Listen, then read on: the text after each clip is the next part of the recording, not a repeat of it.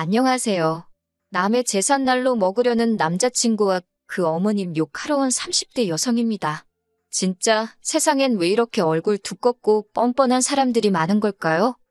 일단 저는 지독하게 가난한 집에서 태어나 간신히 고등학교를 졸업했어요.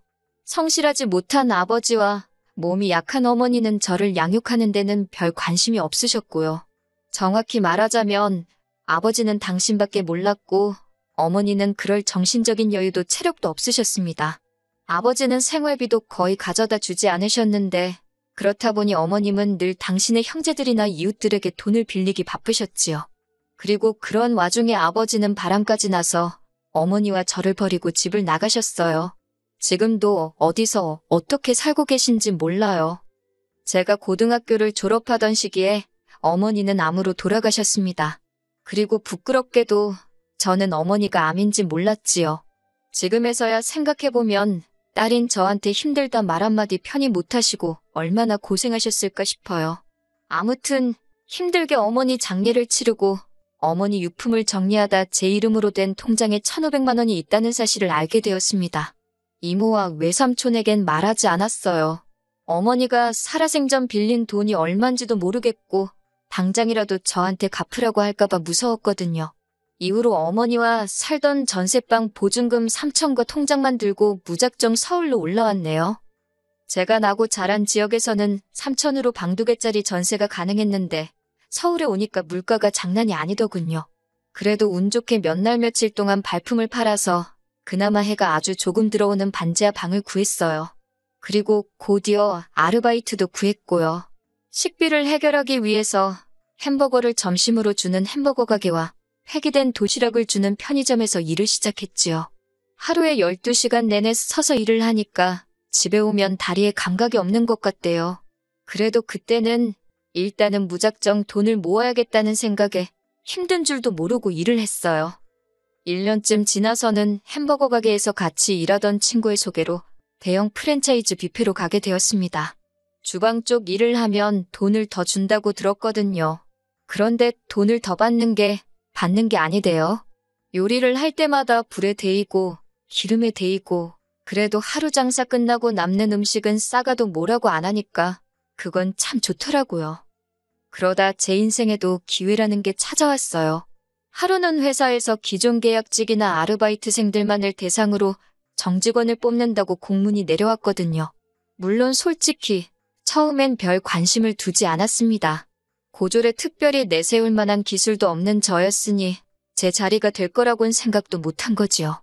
그런데 들리는 말이 학벌도 안 보고 나이고 기술이고 그런 것도 안 본다는 거예요.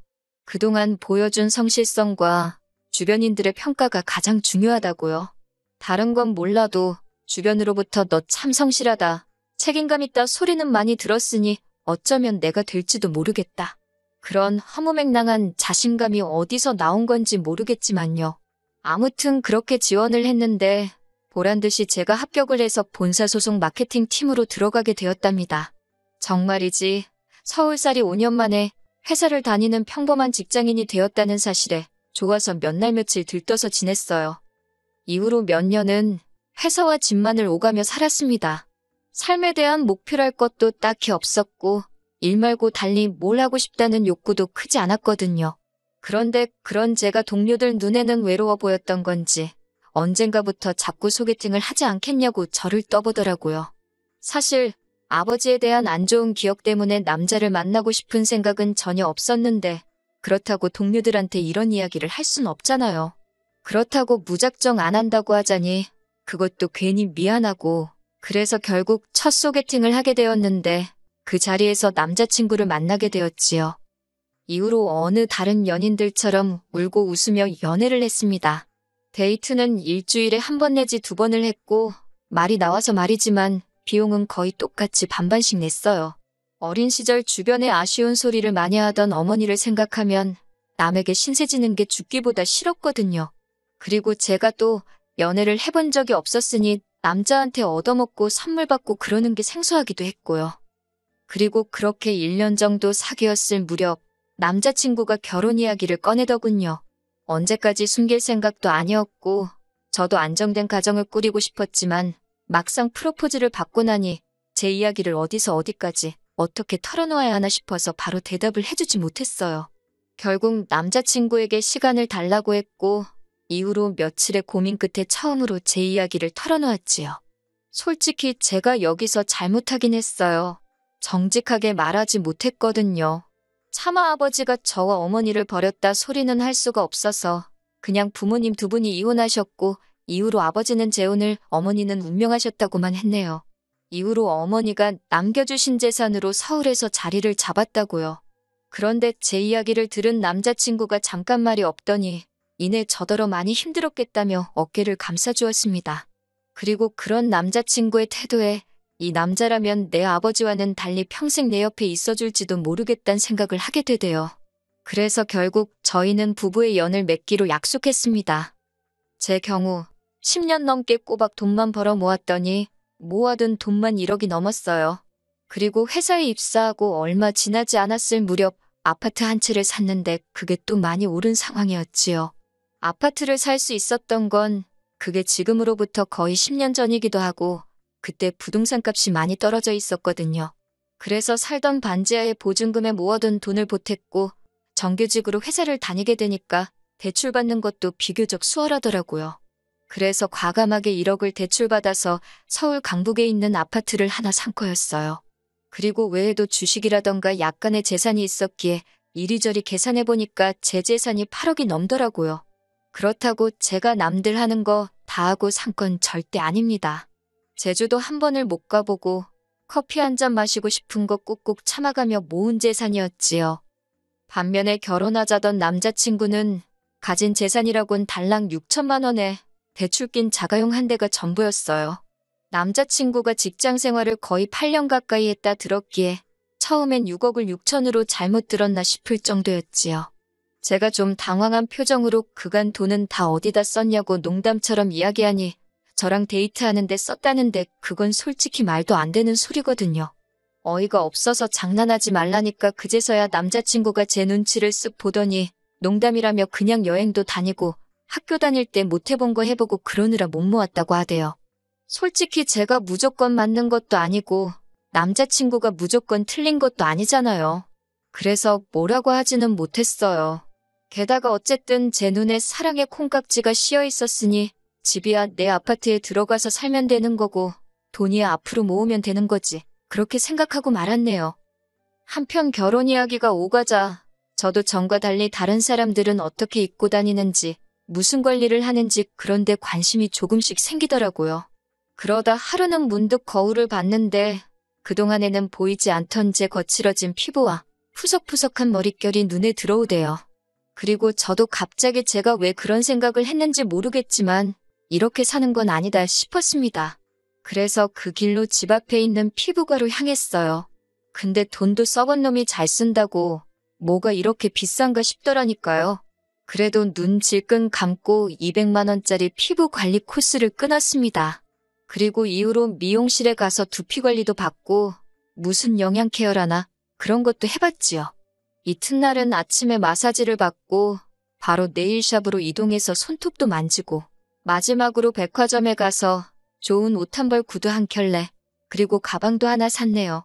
총 500만 원 썼어요. 돈을 써서 그런지 거울 속 제 모습이 낯설지만 보기 좋더라고요. 기분이 한껏 좋아져서 의기양양한 태도로 남자친구를 만나러 갔지요. 남자친구를 만나자마자 나 어떠냐고 물어봤어요. 알아봐줬으면 하는 마음이 있었으니까요. 그런데 남자친구가 저를 보더니 조금은 놀라고 당황한 눈치였어요. 약간은 언짢아 보이기도 했고요. 그리고는 저더러 이게 다 무슨 일이냐며 신경 좀 쓴 것 같네 그러대요. 저는 그때만 해도 그게 빈정거리는 소리라곤 생각을 못하고 맞다고 모처럼 돈 좀 써봤다고 했지요. 그러자 남자친구가 꽤나 심각한 표정으로 이런 건 상의를 하고 써야 되는 거 아니냐고 그래요. 이제 결혼하면 공동재산인데 벌써부터 이렇게 독단적으로 마음대로 쓰면 안 되는 거라나요? 좀 황당하더라고요. 까놓고 말해서 제가 벌어서 제 돈 제가 좀 쓴 건데 무슨 말을 저렇게 하나 싶었으니까요. 결국 제가 짜증을 참지 못하고 우리 아직식을 올린 것도 아닌데 벌써부터 공동재산 운운하는 건 좀 아니지 않냐고 받아쳤어요. 그런데 남자친구가 한다는 말이 우리 어차피 곧 결혼할 사이니까 미리미리 같이 관리하면 좋은 거 아니냐고 그래요. 그러면서 자기는 제가 검소하고 낭비를 안 해서 좋은 건데 벌써 이렇게 다른 모습을 보여주면 곤란하다나요? 검소하고 낭비를 안 해서 좋다는 말이 그때 굉장히 귀에 거슬리더라고요. 마치 저더러 앞으로도 계속 궁상맞게 지냈으면 좋겠다는 식으로 들렸으니까요. 그래서 제가 그냥 결혼 안 하는 게 낫겠다 그래버렸네요. 제가 남자친구를 사랑하는 것도 사실이고 가족을 원한 것도 사실이었지만 그렇다고 계산을 아예 못하는 바보는 아니었으니까요. 그러자 남자친구가 저더러 진심이냐면서 실망이랍니다. 그래서 미안하다 했어요. 그리고는 먼저 카페를 나섰지요. 그러자 남자친구가 이내 쫓아나와 저를 잡대요. 자기가 너무 돈똥거린 것 같다고 미안하답니다. 그래서 그때는 그냥 넘어가기로 했어요. 남자친구가 달라진 제 모습에 놀라서 말이 헛나왔다며 몇 번이고 다시 사과를 해왔거든요. 그런데 이번에는 정말 도를 넘어도 한참 넘었지요. 결혼식을 3주 정도 앞둔 어느 날이었어요. 어머님께서 저에게 하실 말씀이 있다며 잠깐 만나자 하시더라고요. 그렇게 어머님이 오라는 카페로 나가니 웬 흰 봉투 하나를 주시대요.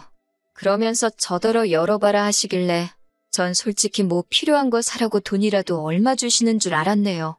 근데 그게 아니라 웬 날짜가 적혀 있더라고요. 어머님이 하시는 말씀이 저희 혼인신고하는 날을 받아오셨답니다. 결혼식 날짜도 안 받고 저희가 정한 건데 혼인신고 날짜를 받아오셨다니 좀 의아하긴 했어요. 그리고 저는 혼인신고는 좀 천천히 할 생각이었거든요. 일전에 남자친구가 어머님이 예전에 들어주신 거라며 청약통장을 보여줬는데 10년도 넘게 부었더라고요. 그러니 솔직히 말해서 굳이 혼인신고를 일찍 할 이유가 없잖아요. 제가 이미 아파트가 있으니 남자친구가 저랑 혼인신고를 하게 되면 그 청약통장은 무용지물이 되는 거니까요. 그래서 어머님께 솔직하게 말씀드렸어요. 그러자 어머님이 좀 못마땅한 표정을 하시더니 그러면 아파트 명의라도 공동명의로 바꾸라는 겁니다. 뜬금없는 아파트 공동명의 이야기에 무슨 말씀이시냐고 되물었어요. 그러자 어머님께서 아니 부부가 되는데 아파트도 당연히 공동명의를 해야 하는 거 아니냐고 하시는 거예요. 그러면서 저더러 예단도 안 바란다. 아무것도 안 바란다. 그냥 아파트만 공동명의로 해줘라 하시대요. 제가 그렇게는 못한다 했습니다. 엄연히 제 개인 재산이고 공동명의를 해야 할 이유가 없다고요. 그러자 어머님께서 남자친구에게 들으셨는지 그 집이 7억인가 한다면서 대뜸 저더러 얼마 주고 샀냐고 물으셨어요. 1억 8천 주고 샀다고 하니까 그러면 당신이 8천 내준다고 그러니 공동명의 하랍니다. 5억은 제가 노력해서 얻은 것도 아니니 평생 함께할 사람하고 반반 나누는 게 뭐 그리 아깝냐고요. 그리고는 하시는 말씀이 만약에 내 아들이 너랑 결혼하고 나서 복권에 당첨됐는데 이건 내 복권이다 하고 나와주면 기분 좋겠냐입니다. 황당한 비유에 기가 막히더라고요. 그래서 아파트하고 복권을 어떻게 비교하시냐? 억지 쓰지 마시라 했어요. 그랬더니 어머님이 대번에 제가 당신더러 억지 쓴다 그랬다고 그 말꼬리를 붙잡고 늘어지셨습니다. 그리고는 기어이 남자친구까지 자리로 불러내셨지요. 하지만 왜인지 남자친구가 이미 어머님이 저와 만나서 이런 이야기를 하실 거란 걸 다 알고 있었다는 느낌이 들었어요. 남자친구가 저를 설득하려 들대요. 어머님은 그저 저와 자기 사이를 좀 더 끈끈하게 맺어주고 싶으셔서 그런 거라며 저더러 어머님 말씀대로 하잡니다. 제가 어이가 없어서 됐다고 그랬어요. 어머님이 정말 나와 너의 사이를 끈끈하게 맺어주고 싶으시면 알아서 하게 내버려 두시는 게 좋을 거라고요. 그러자 어머님이 기어이 저희 부모님을 입에 올리시대요. 저더러 친정부모한테 사랑을 못 받고 자랐으니 사랑을 주는 법도 모른다고 너무 이기적이래요. 세상 일이 어떻게 저 좋은 것만 하고 사냐면서 시애미가 이렇게 하라고 하면 네 하고 따르면 되는 거라고 아주 한번 호되게 혼을 내야겠다나요? 그러자 이번엔 또 남자친구가 빨리 죄송하다고 하라며 저를 쿡쿡 지르질 않나 아주 생쇼를 하대요. 그래서 제가 그만하라고 소리를 질렀어요. 그리고는 남자친구더러 너도 그렇고 니네 엄마도 그렇고 칼만 안 들었지 날강도냐고 여기 카페에서 아무나 붙잡고 니들이 하는 말이 정상인가 물어보라 그랬어요. 결혼도 하기 전에 공동명의부터 이야기하는 게 제정신이냐고. 그러면서 어머님한테 져주신다는 그 8천으로 아드님하고 복권이나 사서 실컷 긁으시라 그랬어요. 둘 중 한 명 죽기 전에 한 장은 당첨될지 누가 아냐고요. 있는 대로 퍼붓고 나서 집에 들어오니까 남자친구가 미친 듯이 전화를 해대고 문자를 해대고 난리도 아니대요. 제가 전화를 받아서는 우린 이대로 끝난 거니까 더 연락하지 말라 했습니다. 그러니까 청첩장도 다 찍었는데 이렇게 나오면 곤란하다나 이런 것도 위자료 청구가 된다나 어쩐다나 진짜 누구를 뭐로 보나 싶어서 한번 제주껏 위자료 청구해보라 했습니다. 그러니까 그새 또 태도를 바꾸고는 자기가 말이 심했다며 미안하다는데 진짜 뭐 이런 놈이 있나 싶대요. 그래서 니네 엄마한테 고맙다고 말씀드리라고 어머님 아니었으면 잘못 코 깨일 뻔했다고 꼭 고맙다고 말씀 전하라고 소리 빽 지르고 전화 끊어버렸지요. 이후로 한동안 남자친구는 계속해서 연락을 취해왔어요. 하루는 제 회사 앞에서 기다리고 있기도 했고요. 그런데 제가 눈길조차 주지 않고 아주 무시를 해버리니까 이젠 지도 지쳤는지 연락에 빈도수가 뜨문뜨문해지네요. 다행이지요, 뭐. 아, 그리고 어머님은 저더러 애미 없는 티 내고 살지 말라고 뭣도 아닌 문자를 보내오셨더라고요. 그래서 저도 어머님한테 뇌 없는 티 내지 말고 나이값이나 하라고 답장해드렸지요. 저 정말이지 다짐합니다. 정신 똑바로 차리고 지금처럼 잘 먹고 잘 살 거라고요.